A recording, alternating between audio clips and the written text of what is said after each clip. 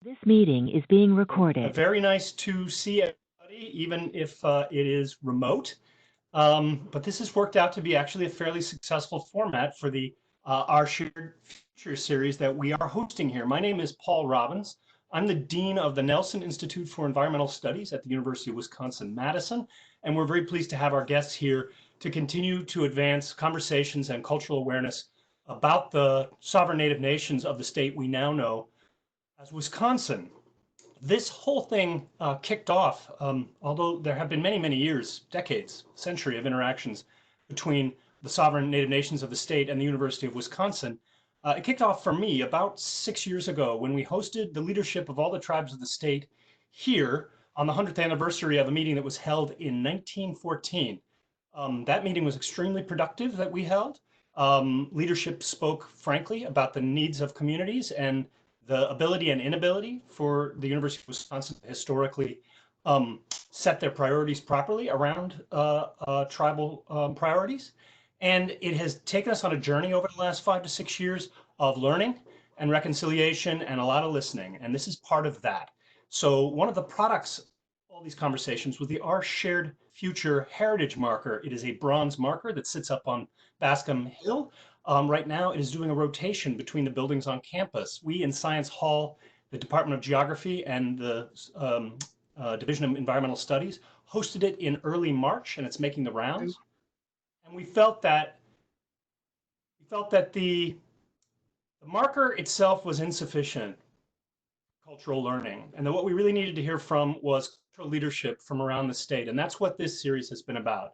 Jessie Conaway has taken it upon herself to help organize this with Emily Reynolds, bringing in our partners from several of the nations of the state. We are enormously pleased to host them so we can do more learning here on campus and more listening. So without anything further, thanks everybody for coming, and I'll turn it over to Jessie Conaway, who's doing a great job. Okay, thanks. Thank you. Good afternoon and welcome, a warm welcome to each of our participants. My name is Jessie Conaway. I work with the Nelson Institute as Faculty Associate for Native Nations Partnerships, including educational partnerships with the nations in Wisconsin, and also work as a researcher and outdoor educator with the Earth Partnership. So it's good to be with you today. Dr. Robbins mentioned the Our Shared Future marker, which for many of us is serving as a land acknowledgement statement for UW-Madison as the Native Nations Working Group continues to work together with the nations to develop those important acknowledgements. So please join me now in formal acknowledgement of Indigenous presence in Madison and of the history of UW-Madison as a land grant institution. The University of Wisconsin occupies ancestral Ho-Chunk land, a place that the nation has called Dejope since time immemorial. In an 1832 treaty, the Ho-Chunk were to cede this territory. Decades of ethnic cleansing followed, when both federal and state governments repeatedly but unsuccessfully sought to forcibly remove the Ho-Chunk from Wisconsin. This history of colonization informs our shared future of collaboration and innovation. Today, UW-Madison respects the inherent sovereignty of the Ho-Chunk Nation along with the 11 other First Nations in Wisconsin. So I'm going to turn it over to my students now. This series is part of a course in environmental studies, which is a capstone that is community-based and partners with the Native Nations in Wisconsin. This semester, I have 15 students who are working on environmental and education and cultural preservation projects for the Forest County Potawatomi. And so our guest today is here representing his own community and also his work with Potawatomi. So I'll turn it over now to my student who will introduce our speaker. Take it away, Benji. Can you all hear me? Yes. All right. So today our speaker is Robert Van Zile, who is a tribal member of the Sokaogon Band of Lake Superior, Chippewa, and Cultural Resources Division Director for the Forest County Potawatomi.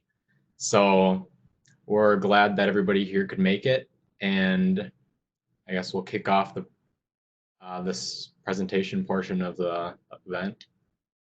Excellent. Thank you, Benji, and welcome, bonjour, Mr. Van Zile. Good afternoon, everyone. It's nice and a pleasure to be able to talk with all of you today. Before I start, I would like to share with you some cultural thoughts, and so if you could bear with me a couple of seconds, I want to ask you to help me put your own thoughts together as I say these words to you in the language, and then we will begin our discussion. Our Bonjour, Nijian, Anishinaabe, Duk,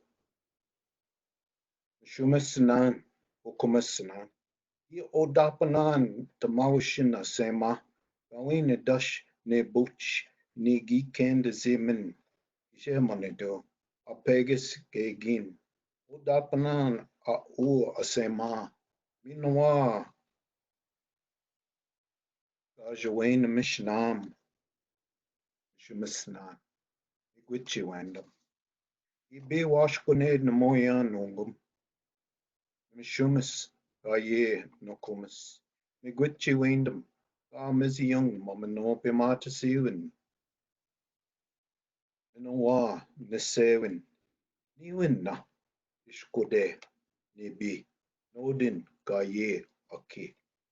Seman and Bugananan and Daso, Ondan, Namaka, Woody, Wabanung, Jawa, Nung, Ngabianung, Iwadenung.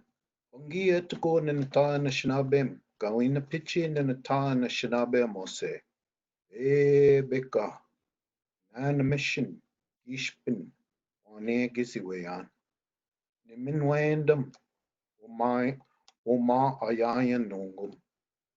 Idaji gikino amagu gaye niwi gikandan, and a Shinabe Moyan, Ejatawawan.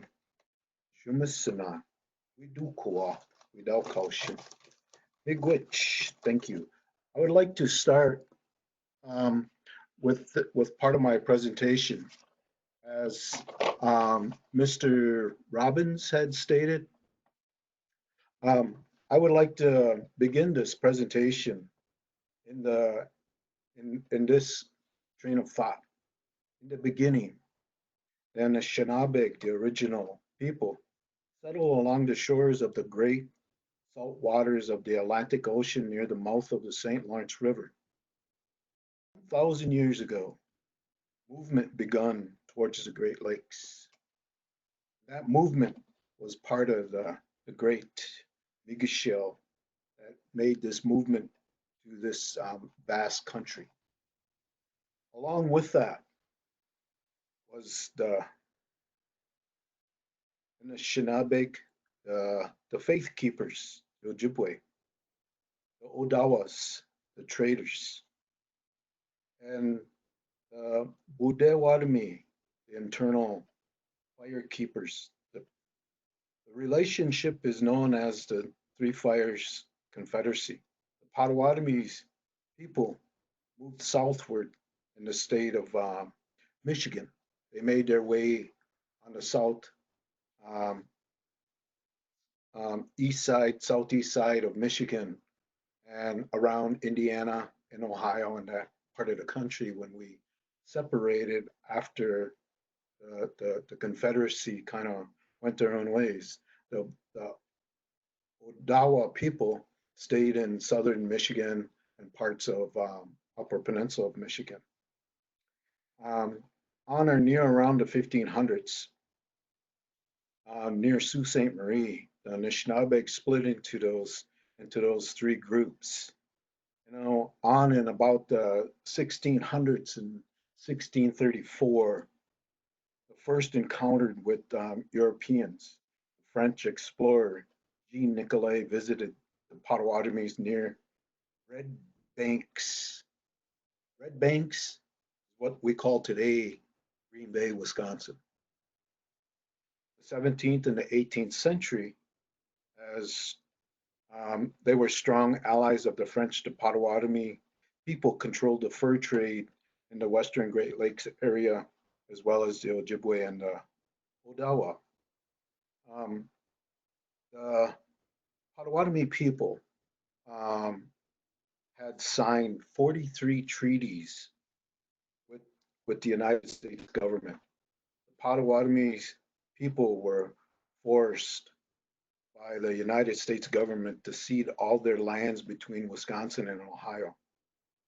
In the 1833 treaty, the largest land cession contained 5 million acres. So in this process of time, all of these things were happening. What we have a tendency to kind of misinterpret or misunderstand, and maybe to try to explain a little bit of it, is trying to talk about bridging these gaps over this period of time, from the 1789 to 1867, in that era of time. And along with that, you know, excuse me, we talk about these the clanship, the crane clan, the loon clan, the bird clan, the eagle clan, the fish clan, and all of these other clans.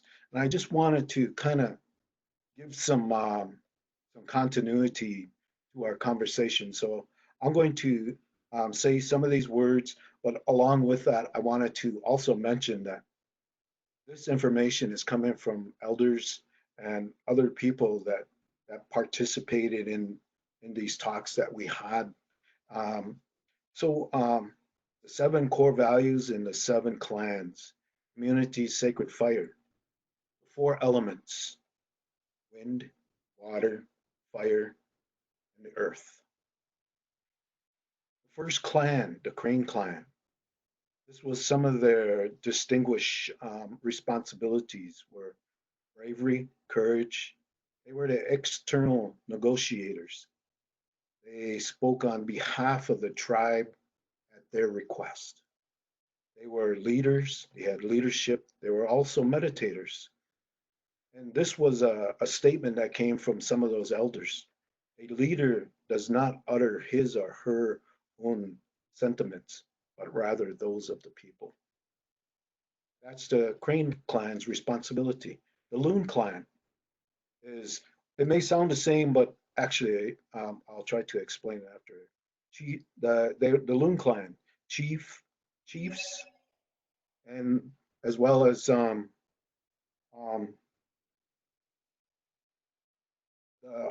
they were,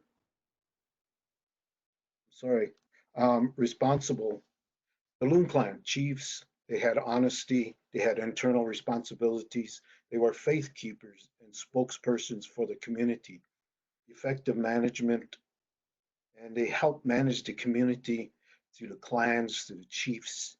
And so the Crane clan were external negotiators. They were the people that went to Washington, D.C. and spoke to people over in Washington.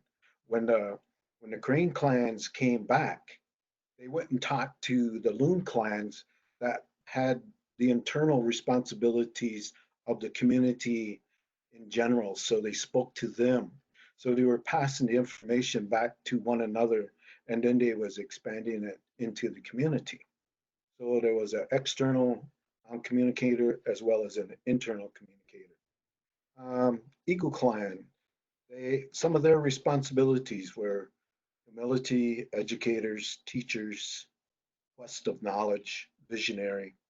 We had spirituality of life, spiritual doctrine, spiritual doctors.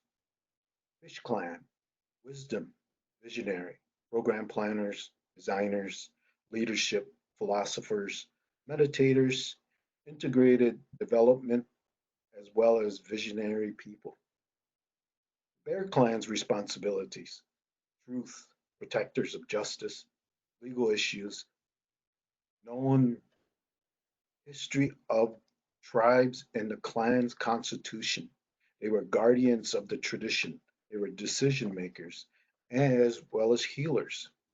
The Hoof Clan, we're talking about a broad segment of people there. So we're talking about a deer clan, a moose clan, um, caribou, reindeer, so there's and even the buffalo. So they were the ones with the hooves. And some of their responsibilities in the communities was love of the community, socially development pursuers of well-being, reconciliators. They had a gift of life as well as communicators. And the seventh one is the Martin clan, highly respected land, economic development warriors, hunters, gatherers, providers, appropriate use of land and resources, as well as protectors of the environment. So all of these was the consistency of community. This was our traditional and cultural constitution. So when you start to put constitution together, it's you can see that there's some differences in this information that we're sharing with one another. So after 1867, all of these treaties were signed, and what's really interesting, after the signing of these treaties, most Potawatomis were forcefully removed west. This became known as the Potawatomi Trail of Death. And 1851, Simon Coquatus is born at the Black Earth Village in Kewaunee County, May 18th, 1951. And over this period of time and all of these things that were happening, the people still hung on to their tradition, their culture, and their clanship. And finally, on or about 1890s, Reverend Eric Monstead assisted several Potawatomi families near Wabeno, Wisconsin, homesteads. They created the Homestead Act of 1884, and so they helped them find places to live and homes to live into. On or about 1907, there's an Indian agent by the name of Worcester, Bureau of Indian Affairs agent, conducted a census and reported 1,972 Wisconsin Potawatomis, Indian people. On or around that time, in the 1890s, and up into this period of time, you have to consider the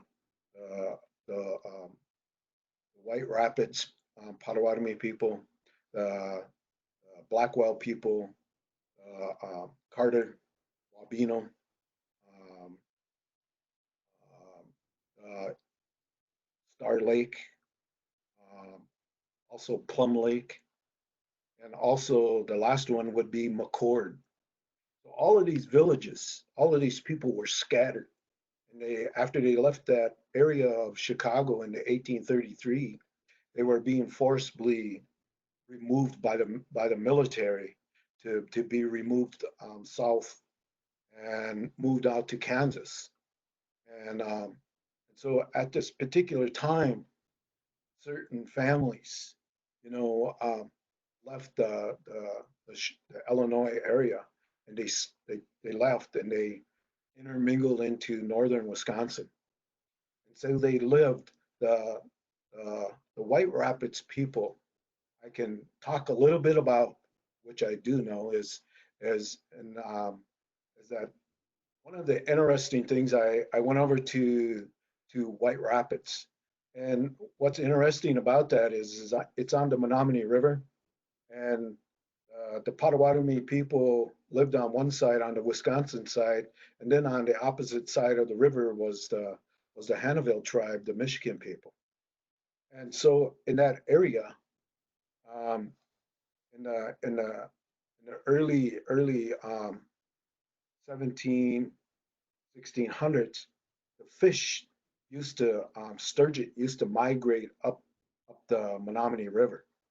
And when they did that fish migration early in the springtime, the Forest County people, Potawatomi people of today, were or what, I don't know, how would you call that? Like what they did was really unique. Was they when the fish came up to spawn, they had these spawning areas or these pools where they would retain these sturgeon and other fish that came into that part of the country. And so what they would do, it was kind of like horticulture, or maybe there's a better word for it. But it was a way where they could hang on to their fish, but also have the fish live.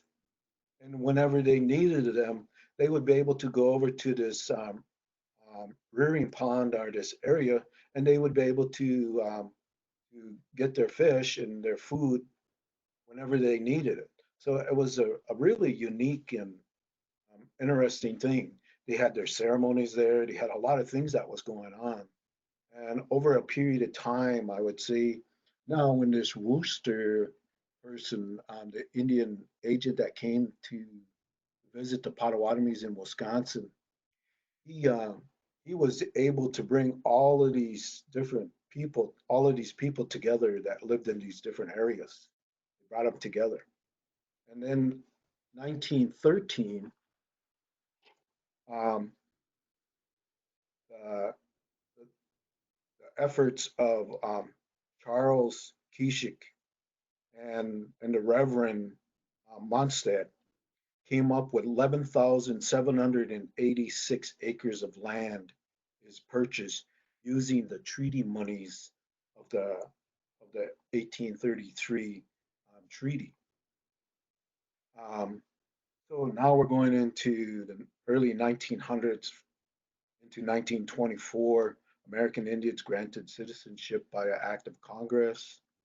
Simon Kokwatis said to be known as the last chief of the Wisconsin Potawatomis, dies at Ed Tawa's house near Blackwell, Wisconsin, at the age of 75.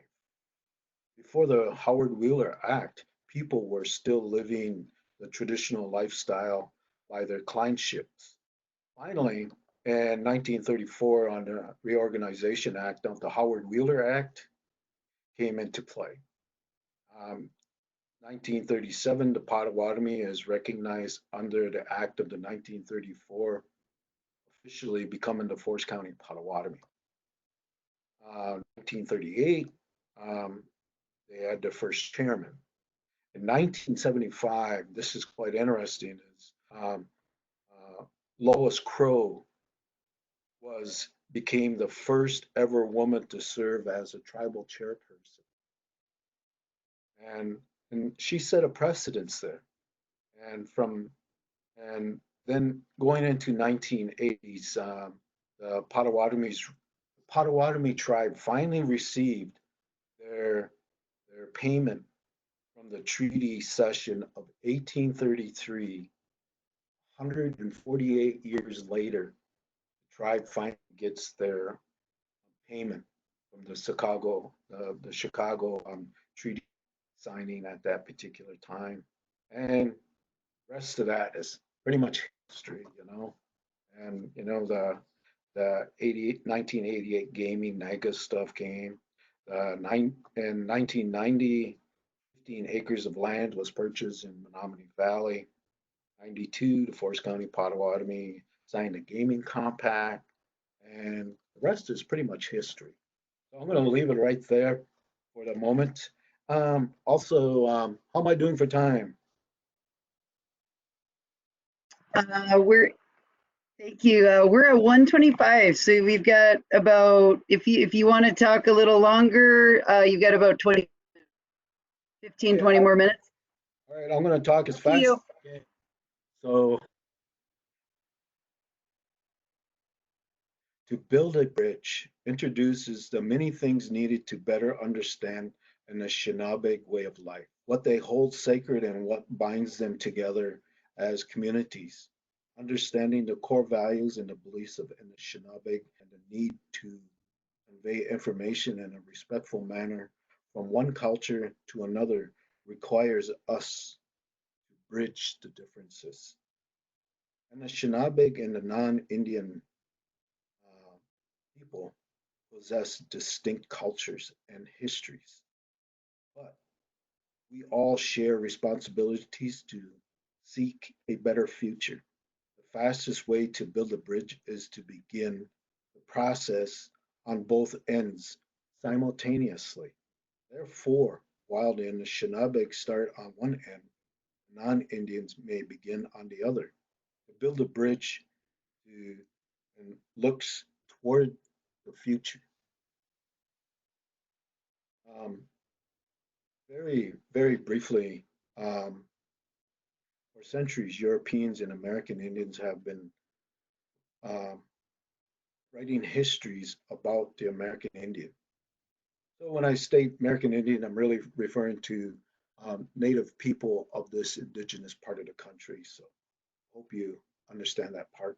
They have studied them, invaded their privacy, and cast theological concepts about their images, their past, their future, and their psyche.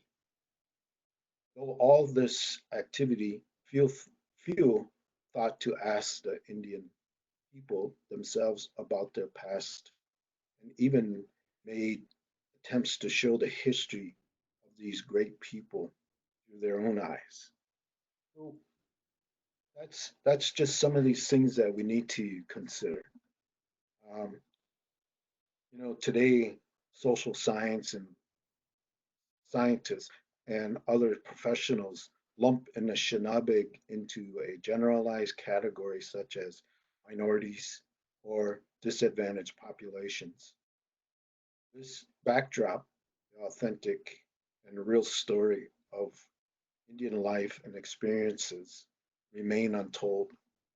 Factual and cultural situations about Anishinaabe have only recently been introduced into education curriculums as a result of human services and policy professionals. Act 31 were, were educated within the system that did not teach them about Indians. This lack of knowledge has served consequences for American Indian people who suffer impacts from effective programs and policies, poverty, poor health conditions, lack of unemployment, alcoholism, high infancy mortality rates, suicide, juvenile delinquency, delinquencies are among the most serious threats, even as new solutions are formulated to conduct these problems. Policy and program mistakes of the past are in danger of being repeated. So I hope we don't repeat the same things over and over again. Um, 4 goals. 1, provide a summary history of policies related to Indian people and communities. Uh, educate about the strengths of Anishinaabe Indian communities, the age-old Indian way of life, influences Indian attitudes and behaviors. 3, provide instructions about how to work effectively with Indian communities. Differences in culture values and norms contribute to miscommunications, leading to confusion and frustration for both parties involved. Number 4, outline how to develop cultural appropriate research and planning methods. It is important that Anishinaabe people reclaim their identity along with the capabilities to define themselves in a cultural accurate light. Throughout history, non-Indians have attempted to define Indians.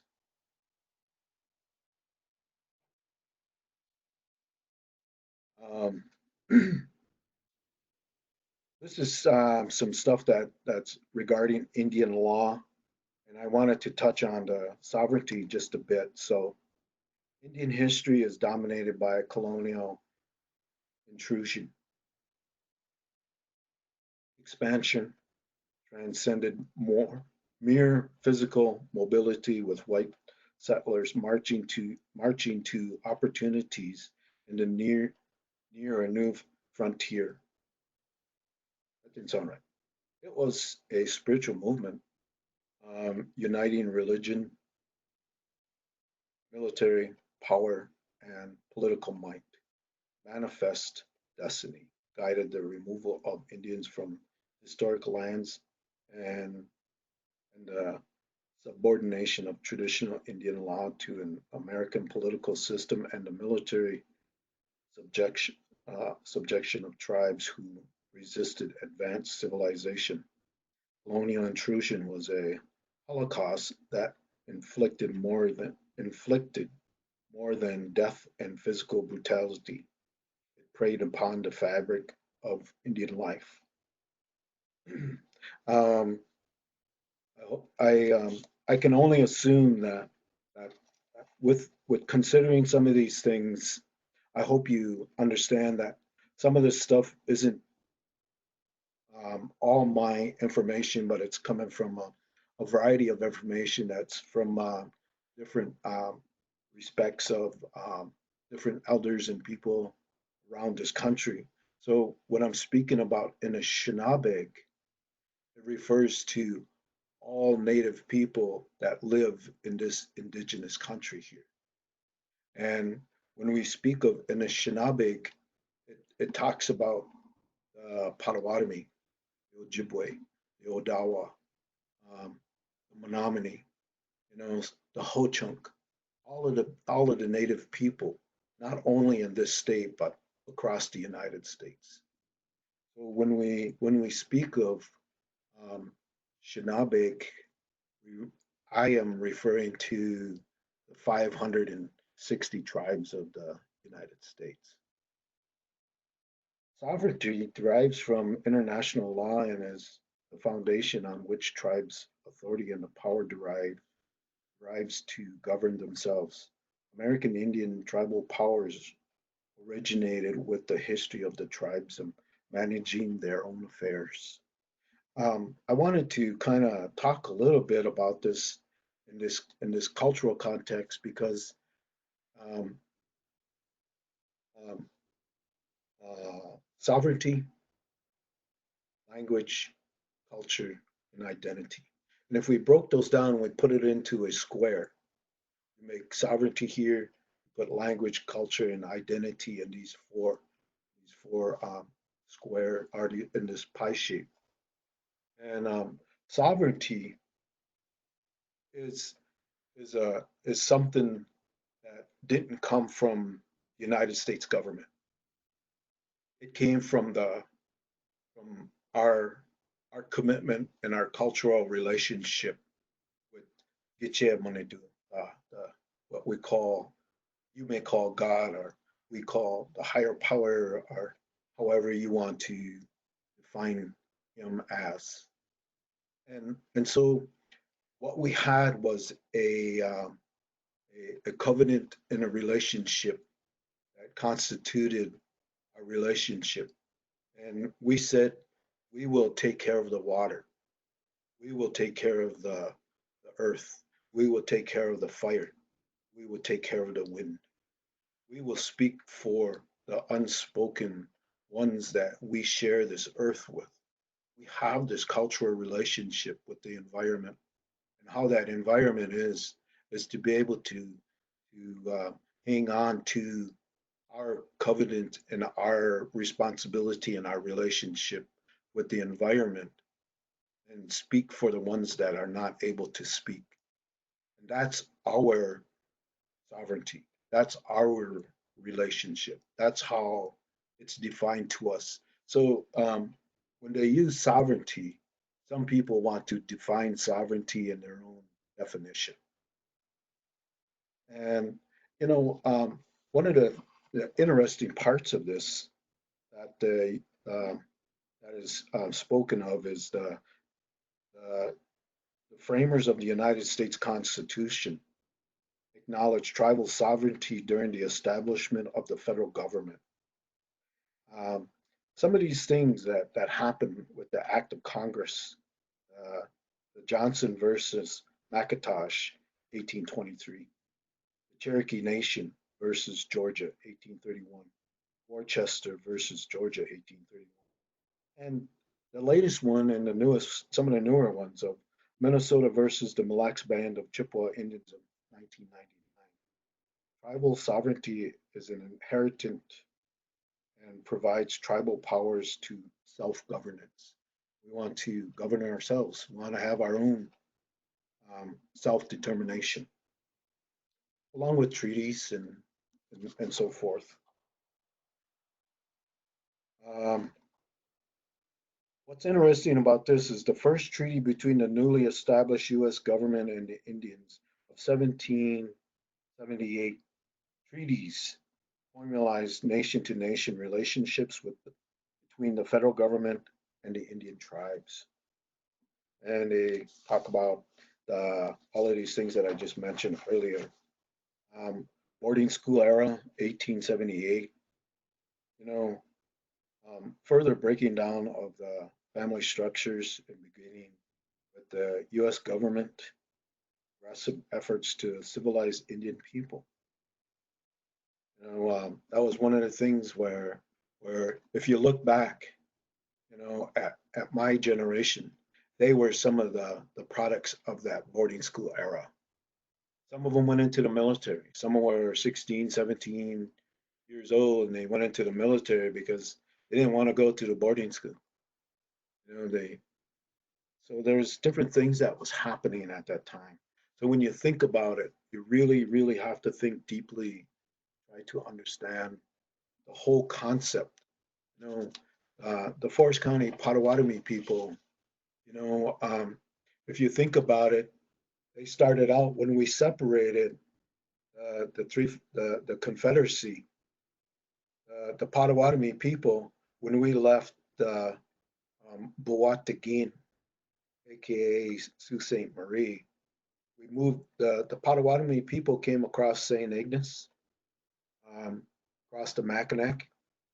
They came down on the east side of Lake Michigan. Their homes were Ohio. A fourth of Ohio, the state of Ohio, is some of the Potawatomi people's original hunting territory. So you're talking about Ohio, Indiana, upper and lower Michigan, Illinois, Wisconsin, as well as a stretch into Iowa.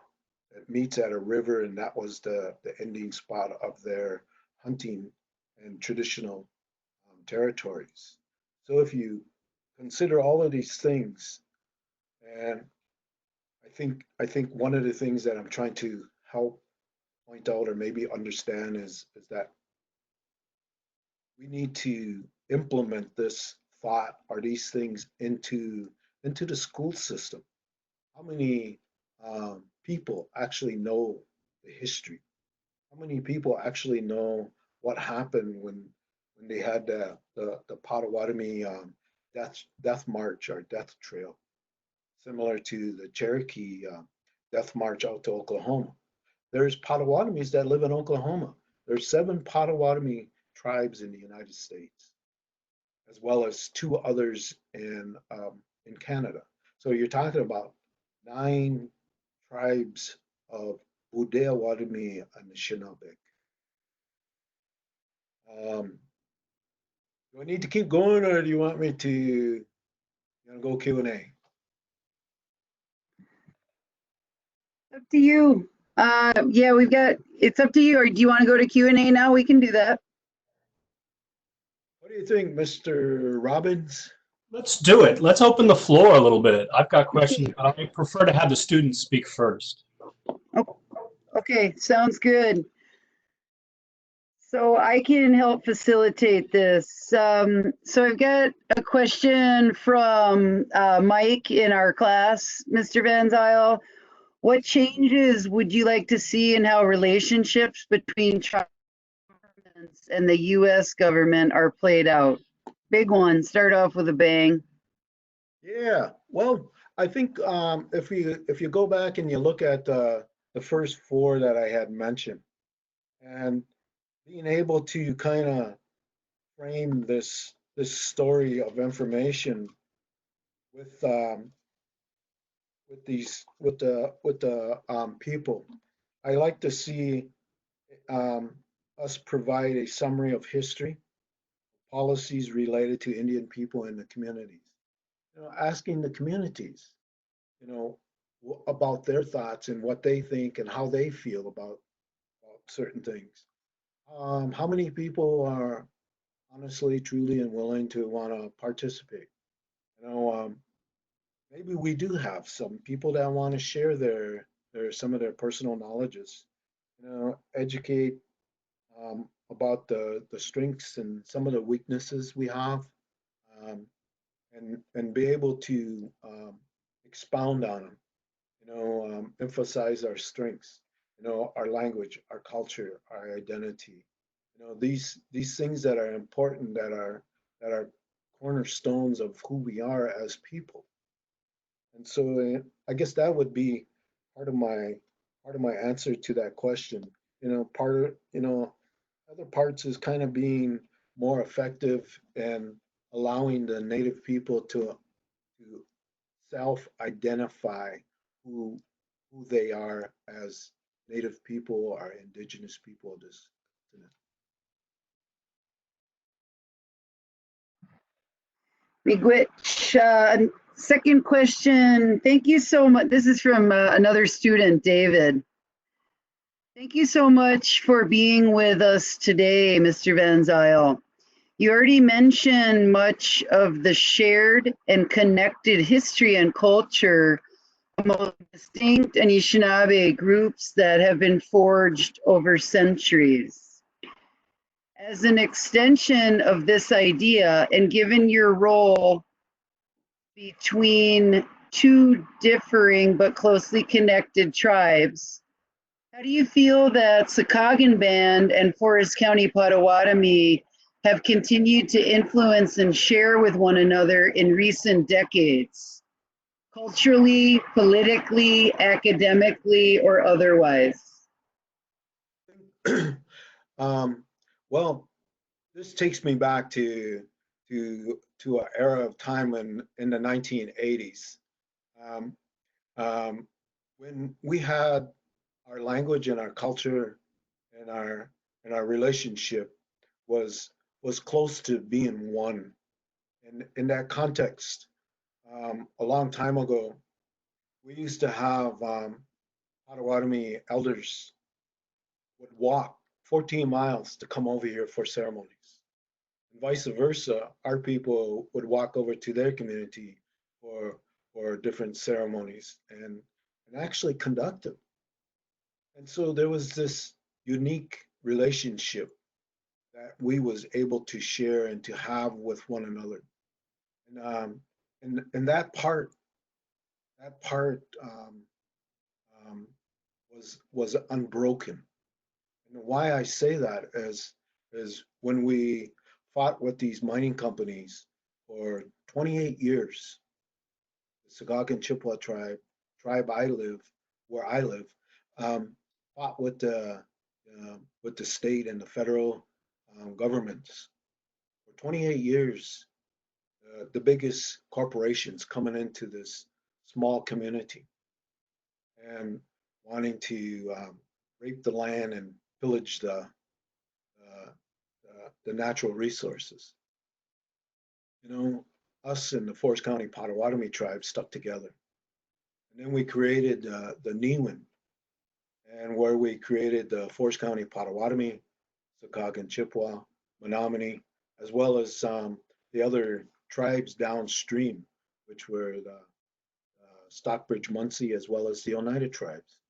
We all came together and we created this this relationship.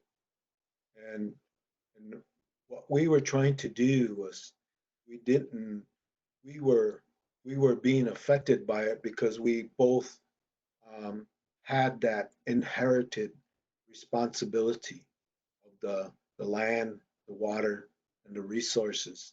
And that was our relationship in traditional constitution and traditional communications. We all believed in that context.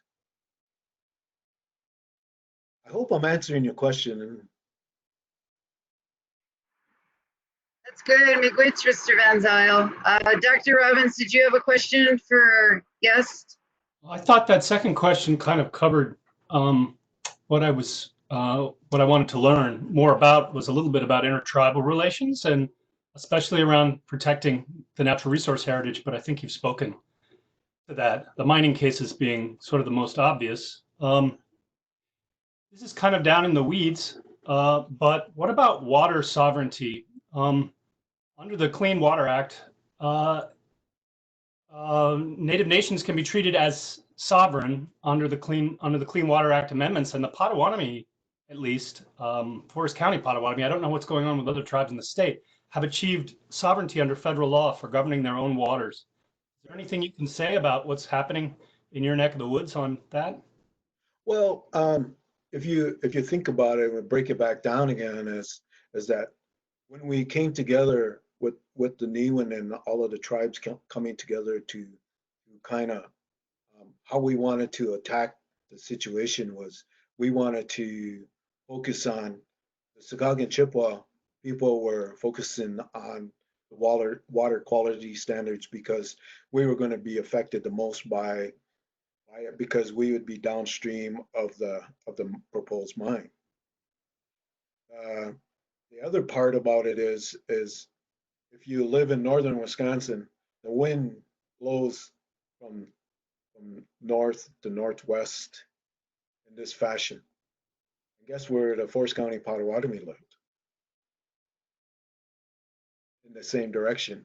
So they took the air quality standards and so they decided to take the air quality, and that became their responsibility, was that they were going to protect the air quality of the air. So that was a cultural relationship. You know, if more tribes were able to communicate with one another and to be able to have a cultural relationship, you know, in defining their roles and their responsibilities, I think that people need to sit down together with one another and have that discussion.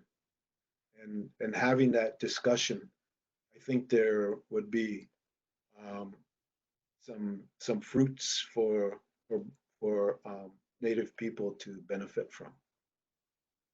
Thank you. I have a follow-up. It's not quite related, but where do you think the University of Wisconsin-Madison in particular, there are many schools in the state, of course, but our campus can best partner and support your efforts? Well, from what I know in terms of academia, the state of Wisconsin is very high in academics and natural resources.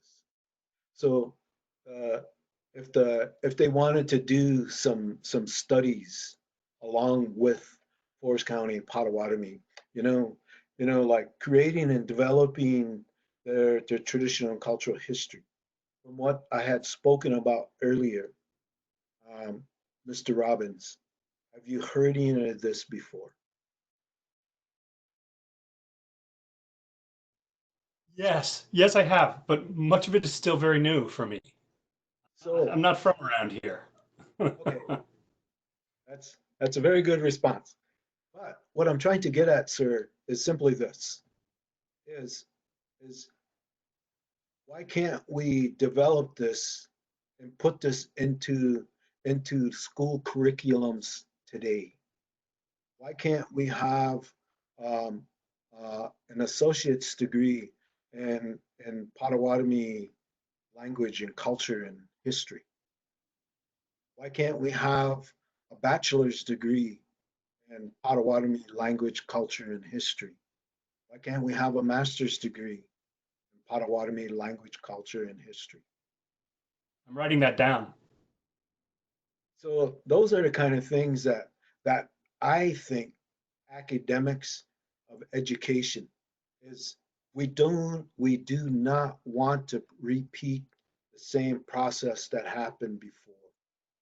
So we can learn from it, even though we have to admittedly on natives' view and also on non-natives' view, we have to sit down at the table, all take our seats and own what we need to own about our past and our present future of our history. So we need to sit down together and have that conversation. Um, that's my point of view on that part. Very helpful. I won't hog the microphone. Maybe some more students want to weigh in. Miigwech, Mr. Van Zile. So I'd like to open it up to our participants. Please weigh in with your questions, either in chat or Q&A. I'd like to hear from my other students, and also I see several colleagues that are in the room. So please join in and ask, type in your questions, and we'll ask those of Mr. Van Zile. So I'll give you a couple minutes. Jesse, do you see the one from about, it's just right above your part in the chat, the question? What is the status of the language revitalization efforts at Forest County Potawatomi? No, I didn't see that. Can you get it again, please, Emily? Sure. What is the status of the language revitalization efforts at Forest County Potawatomi? What is the language of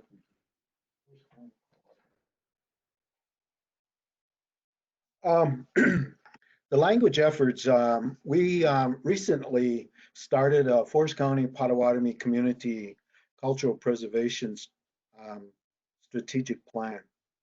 Our vision to enrich the lives of Forest County Potawatomi membership and the community members by preserving the Potawatomi culture and language, therefore protecting the Forest County Potawatomi identity and sovereignty. Our mission: research, compile, preserve Forest County Potawatomi language and culture to engage, support, and enhance the knowledge of Potawatomi history, culture, and language for the Forest County Potawatomi membership and the community.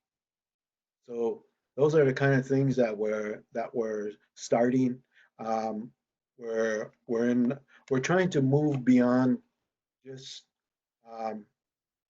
revitalizing. Sometimes we get to a certain place, maybe a plateau, and we stay there. And so what we're trying to do now in the community is create apprenticeships, and also work with the universities to help create curriculum development. And doing these creative things, we need participation from the universities to help build infrastructure within the community. If we just have the infrastructure of the tribal government in the community, we need to build more. We need to build with educational systems like the Crandon school system, the Leona school system, the Wabino school system.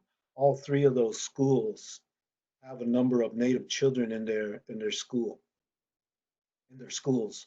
And so why can't we work cooperatively and collectively in building a curriculum that would be able to be utilized for Native children and non-Native children? I'm using the elders in the two communities where they can have an advisory board of elders that would help certify language teachers, and then also let them go to the state of Wisconsin here and get some credentials from the state of Wisconsin, and be able to work with people in that kind of manner where we're, go to, what do you call it, DPI, and work with these people to communicate, and further their academics. If you have 7 tribes in the United States, these people would be able to go back to their own communities. Forest County Potawatomi tribe probably has the most elders that are still have fluency. So if we don't act on this opportunity, the opportunity could be a major loss. So that's why the importance of language and culture, our sovereignty is of importance. I don't know if I answered your question, but that's mine. It's very helpful. It's good for us to know on our end how we can partner more effectively as individuals and also as an institution.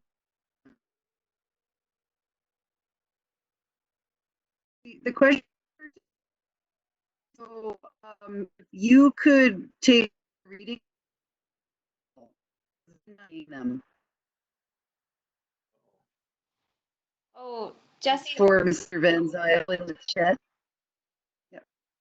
you're breaking up a little bit. I couldn't quite. I think that last question was just sent to the host. But if folks send their questions to all participants, then everyone should be able to see it.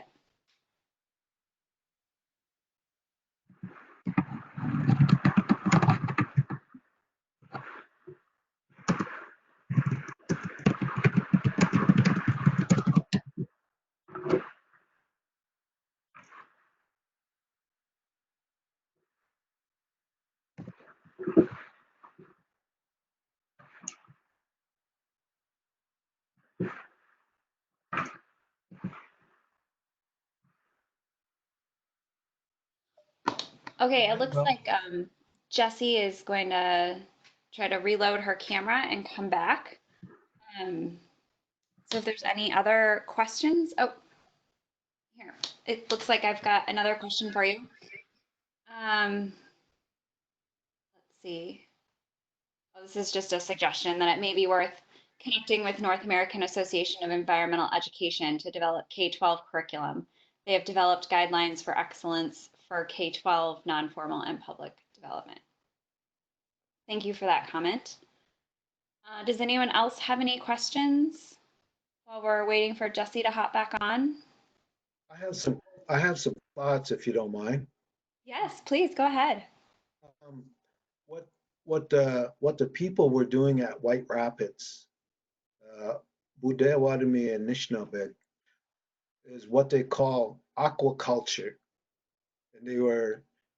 and this was going on in the 1890s or 1888 when they were, and I don't think aquaculture was even thought of then. So the people were well beyond their ways and means of their culture and how they were able to preserve and protect the fish at that particular time. Because what they did was they had a rearing pond, and they would school all those fish in there. And when they put them in there, they could, if Emily needed something for their ceremonies, they could go over to the fish pond and get their fish, and then they would have their fish in their meal, and they would be fresh fish that they would use for the ceremony. I just thought that was amazing. That's being done in the 1800s, and now we're doing aqua fish culture today, and it's kind of a new fad, something that's been done a long time ago.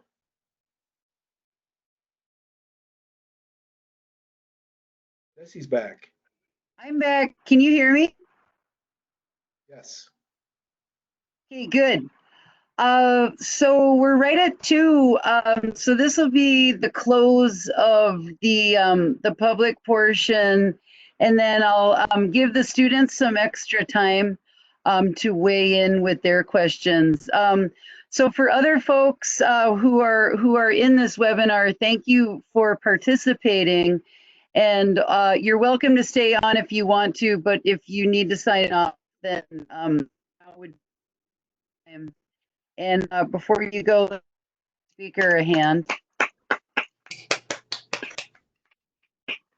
Thank you, Mr. Van Zile. Thank you. So reaching out now to my ES 600 students, please weigh in with your questions for Mr. Van Zile. Perhaps some of you, I know you're working on your projects, and some of you might have some history, culture, or language questions. Now might be a good time to ask those as we have this community leader at Source of Authority in our midst. So please type your questions into chat and make sure they go to all participants. Mr. Van Zile, I'll give them a couple minutes to those. Thank you. Right.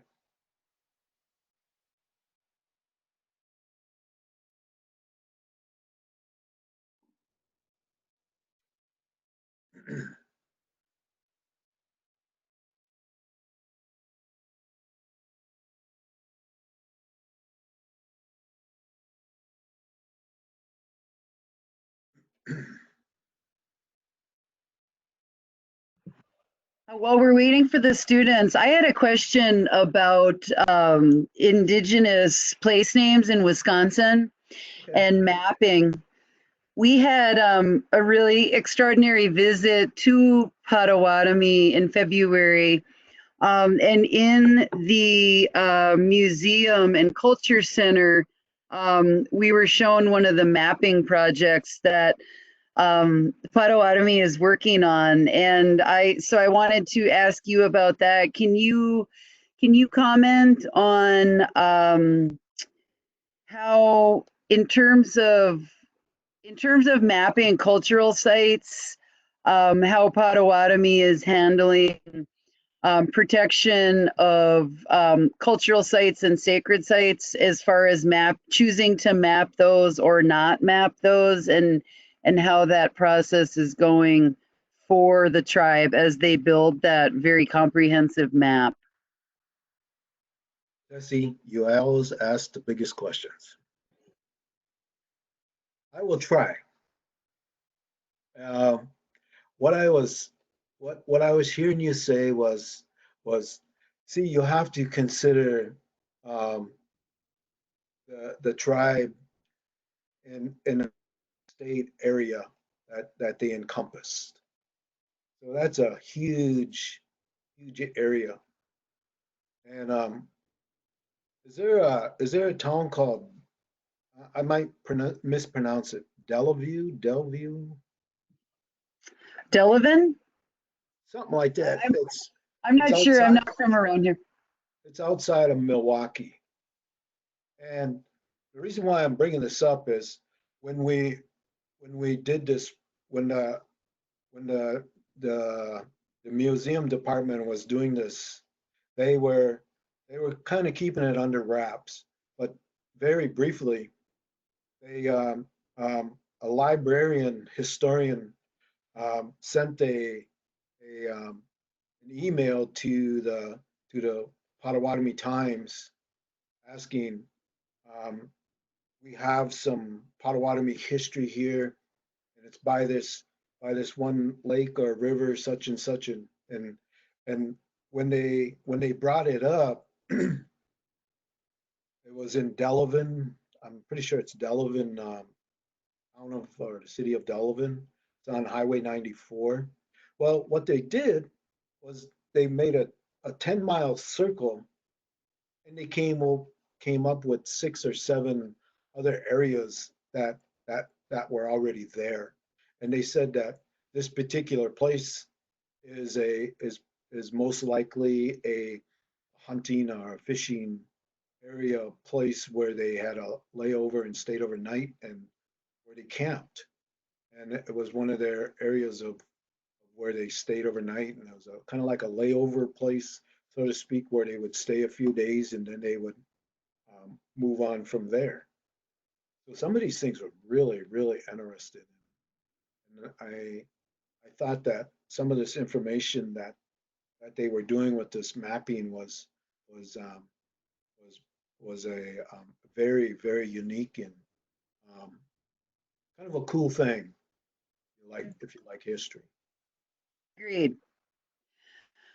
Agreed. And so that was really powerful for my students and I to be able to see that map and see the work that's being done there. What an amazing historical tool and teaching tool, both within the tribe and to non-tribal allies as well. So last question from Mike V, a student.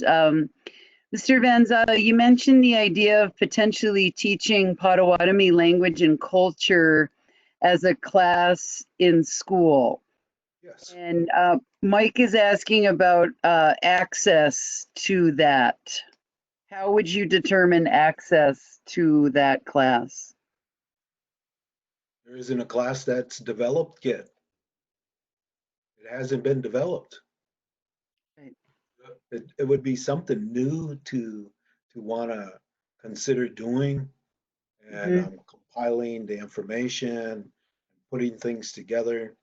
The curriculum development, I would suggest or recommend starting at um, K, the third grade, maybe fourth to sixth grade, and then junior high, and then, you know, ninth to 10th and junior to senior. And creating this project of development. And as you're developing your project, it can grow and then expand as you move forward in the process. And so that would be my thought or ideal of how to create it and develop it. Right now, I don't know if too many other states or Potawatomi tribes are even considering that to do that. But it's something new and it's real innovative because what you're trying to do is interest, get self-interest into learning Potawatomi history and language for the people. The people won't need to learn about themselves. And not to say that they don't, I'm just saying it makes it more interesting to learn about yourself and your history, about your people, and seeing it in, in this form of communicating with one another. And it makes it more interesting, and I believe it gives pride to the people, and it makes the people feel proud of who they are as Anishinaabe.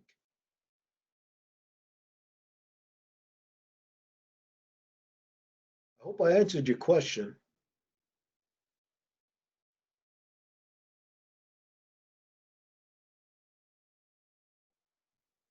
Other student. She says, "Ms. Zile, you already answered a similar question about intertribal relationships in general, Yes. but if you're comfortable, are there other notable benefits or challenges with your personal work in Anishinaabe tribes? Well, the cool thing is simply this, is that we collectively as tribal people and Algonquin people have very similarities of um, of our language and our culture and our identity. If you had Potawatomi people and Odawa people and Ojibwe people together speaking in the language, that would be very, very powerful um, conversations. And, and I guess reaching out to to our extended families, our relatives, bringing them together and being able to talk to one another in a very respectful manner, and having this intertribal relationship, bringing people to the table to talk about some of the things that are happening in their communities. You know, learning about the juvenile justice system, learning about Indian child welfare, learning about the judicial system in each part of the states, and how do we collaborate on Indian child welfare acts that are presently today. You know, dealing with juvenile justice and the delinquencies, and addressing alcoholism and drug abuse. Some of our issues are not much different from one another, and they're I would say relatively the same.